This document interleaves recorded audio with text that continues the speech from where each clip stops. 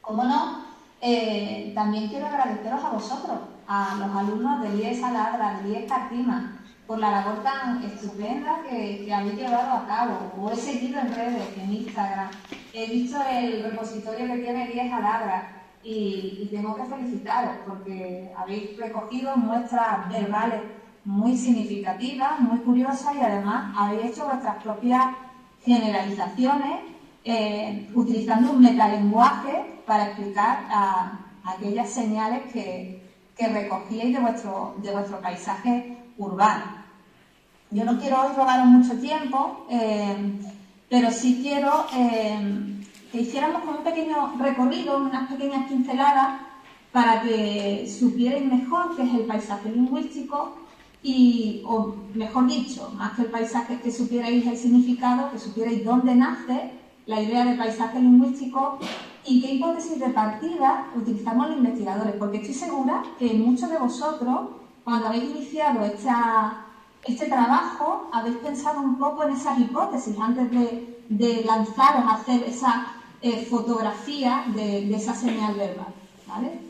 Entonces, bueno, pues para que sepáis, el término paisaje lingüístico no es nuestro, no es propio de España.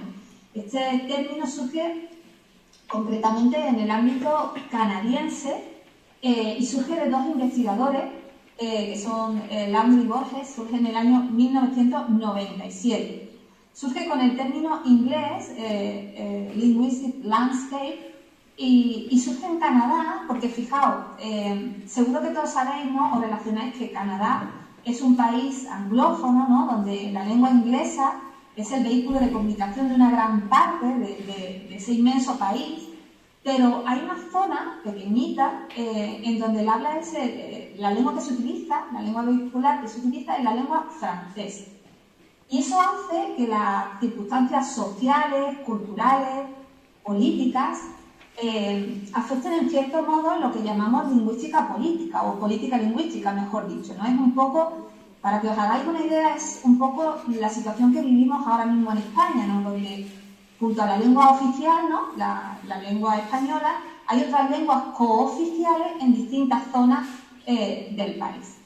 Bueno, pues de este modo surge ese término por ese interés de conocer qué paisaje lingüístico hay detrás de esas zonas donde hay una unión de esas dos lenguas vehiculares y se define el paisaje lingüístico como aquel lenguaje que aparece visible en los espacios públicos, ya sea, fijaos, de carreteras, nombres de calles, signos comerciales, signos de edificios, los grafitis, que muchos de vosotros habéis fotografiado grafitis porque realmente os ha llamado la atención, y todo eso conforma el paisaje.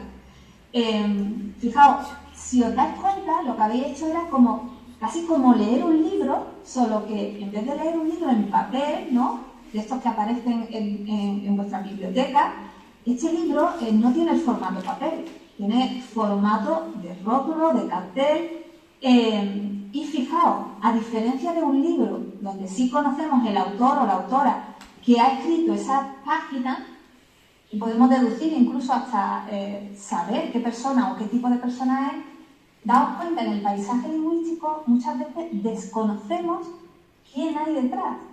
De ahí el interés, ¿no? Es como una labor de investigación, saber quién está detrás de ese graffiti que ha escrito una serie de insultos sobre una persona y que otro ha modificado la letra, lo ha cambiado de masculino a femenino con otras connotaciones, ¿no? Entonces, realmente eso es interesante.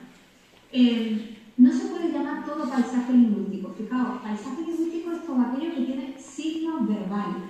Los iconos, las señales que carecen de signos verbales no se denominan paisaje lingüístico. Y dentro del paisaje lingüístico nos interesa sobre todo aquel que aparece, que tiene varias lenguas, ¿no?, porque son los que denominamos constructivos, ¿no?, son los que nos aportan información sobre el paisaje humano que hay detrás. Lo muy homogéneo, pues prácticamente no nos aporta aporta información desde el punto de vista lingüístico. Por tanto, para que podamos hablar de paisaje lingüístico, acordaos siempre, todo aquello que esté en el paisaje urbano, que pueda ser visible por todo el mundo, porque realmente es el que va a informar, ¿vale? Y que tenga signos verbales, a poder ser que haya contraste de lenguas o de variedades lingüísticas. Entre las hipótesis que barajamos los investigadores, una de ellas es que el cambio en el paisaje humano se refleja en el paisaje lingüístico. Fijaos, voy a poner un ejemplo. Cuando yo tenía vuestra edad, para observar el paisaje lingüístico del tipo que vosotros habéis fotografiado, prácticamente tenía que salir de mi zona, de mi barrio, e irme a una zona turística como Torremolinos, ¿vale? Todos conocéis Torremolinos, incluso los de Almería, ¿no? Probablemente conocéis Torremolinos, es una zona muy turística de Málaga. Bueno, pues en ese espacio es el primer momento en el que yo, como hablante, me doy cuenta que aparecen lenguas distintas, ¿vale? Y lo veo en rótulos tipo, por ejemplo, este rótulo de exchange, ¿no? Que era para cambiar dinero, que también se ha perdido ahora prácticamente, porque en Europa utilizamos casi todas las mismas monedas, pero que bueno, vuelve a recuperarse. O la tienda esta típica de souvenirs, ¿vale?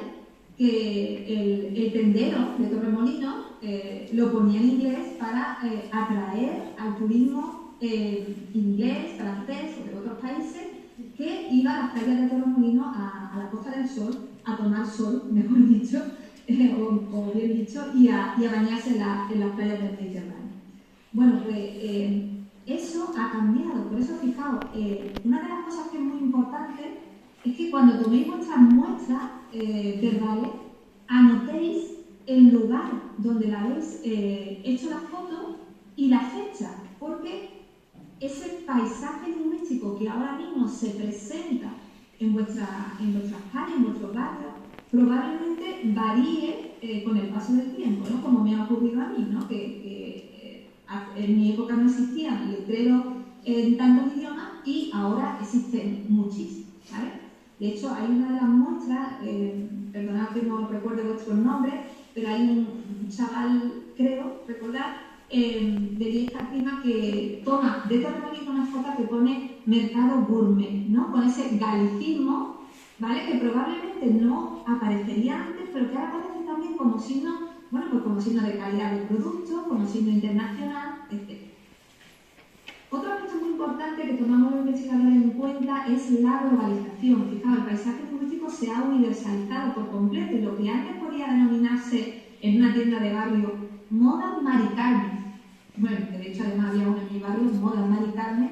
Bueno, pues hoy en día ya no es moda Mari Carmen, ya es Mari Carmen's Fashion, con esa apóstrofe y ese anglicismo, ¿no? Y eso es una manera de universalizar, ¿no? De decir, oye, que aquí atendemos a todo el mundo, incluso a las personas que no son de aquí, de España, ¿vale? Es una manera de acercarlo. Fijaos, el inglés es la lengua vehicular casi hoy en día, es prácticamente similar al latín vulgar de siglos, que funcionaba como lengua vehicular entre las diferentes lenguas que había en España. A diferencia del latín, el latín sí permitía que en el resto de lenguas hubiese una traducción de las palabras cultas, de las voces científicas, y hoy en día sufrimos una cosa, y es que el inglés está copando el terreno académico, y eso es algo que impide que las lenguas crezcan. Yo que soy un amante de la lengua y que además considero que cuantas más lenguas hablemos y habléis, más facilidades tendremos para comunicarnos, es interesante que el inglés no cope todo lo espacio, no los científicos, ¿no? Porque perdemos mucho como investigadores.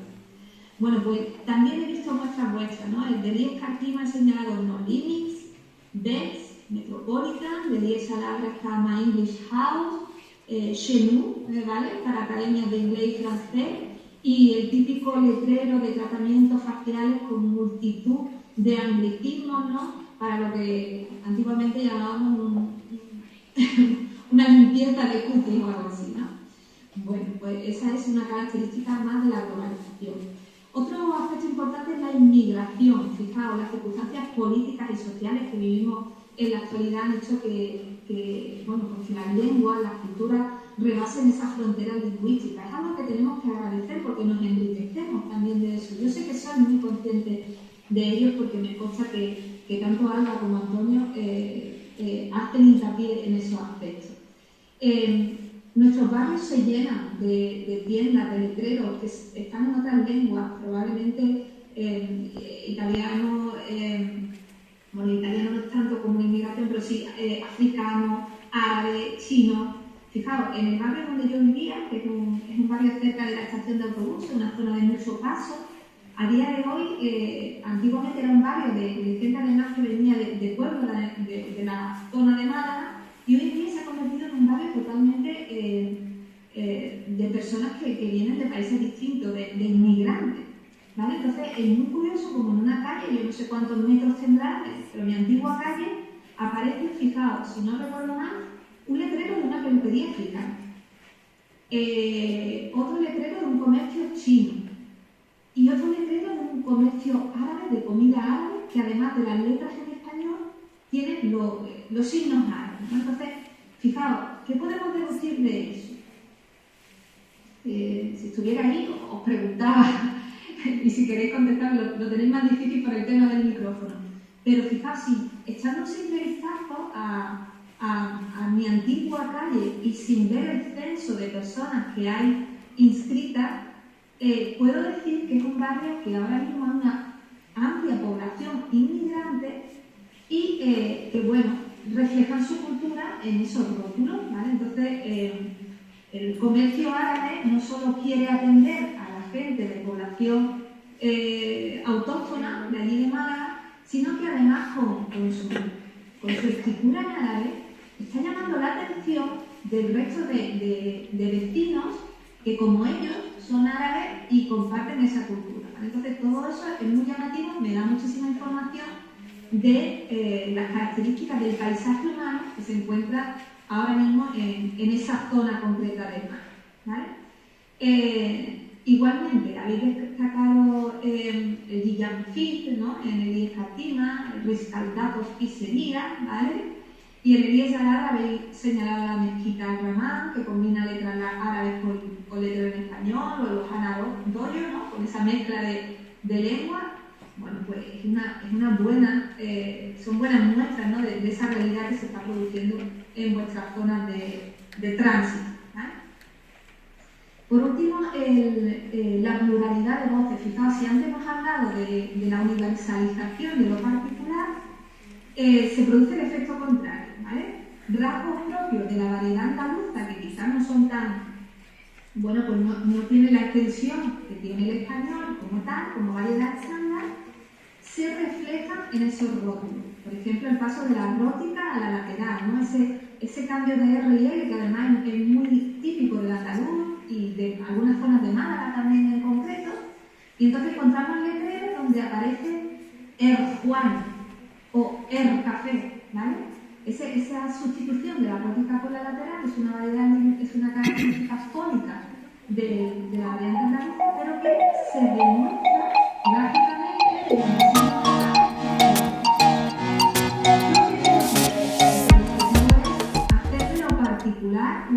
en la una seña de bandera, de prestigio de lo que nosotros somos también, ¿vale? Y vosotros lo habéis reflejado muy bien, porque fijaos, no solo pueden aparecer como símbolos, sino también como características, ¿no? En el IES Fatima me señalabais panadería La Verdialera, ¿vale? Con ese baile tan típico, tan propio de Málaga, o la biznada, que también es muy típico de aquí de Málaga, o este que me encanta, ¿no? La cafetería Alitindoy, que probablemente quien no es de Málaga no conoce esa expresión, ¿vale? El chupadero, ¿no? Con el sonido ese aplicado y escrito con la grafía X, que por cierto representaba la J antigua en la historia del español. O el restaurante El Calladito, ¿no? Con ese diminutivo y esa pérdida de D intervocálica. Y el IES Aladra, me encanta. Ankara Encarna, que es maravilloso. Ese Ankara Encarna es maravilloso porque es en casa de la Encarna. ¿vale? Y además ponemos el artículo, que suele ser un vulgarismo, para representar al nombre propio, la guitarra, ¿vale? Esa contracción, ¿no? O hay más contracciones, palegante, la cuñá, ¿vale? O el índalo, ¿no? Que también aparece como símbolo representativo en uno de los comercios que fotografié. En cuanto a los proyectos, para que veáis también un poco el trabajo tan maravilloso que habéis realizado y la labor investigadora que habéis realizado, hay proyectos que se basan en los mismos criterios que vosotros habéis utilizado ya desde el aula de secundaria. Fijaos, en concreto voy a hablar uno porque es muy cercano a nosotros. Su coordinadora o su investigadora principal, mejor dicho, es Lola Pons, que es catedrática de Historia de la Lengua de la Universidad de Sevilla, y el proyecto en concreto se llama Planeo, pero si después de esta emisión metéis paisajelingüístico.es llegáis a él, ¿vale? Y fijaos, este proyecto de investigación surge con dos objetivos principalmente: conocer cómo es de multilingüe el paisaje lingüístico de Andalucía, es decir, cuántas lenguas realmente se mezclan en un paisaje que principalmente es monolingüe, ¿vale? Porque realmente solo hablamos español, y entender cómo se jerarquizan las distintas lenguas presentes en el paisaje lingüístico en función del estatus y el poder que ostentan. Os pongo un ejemplo.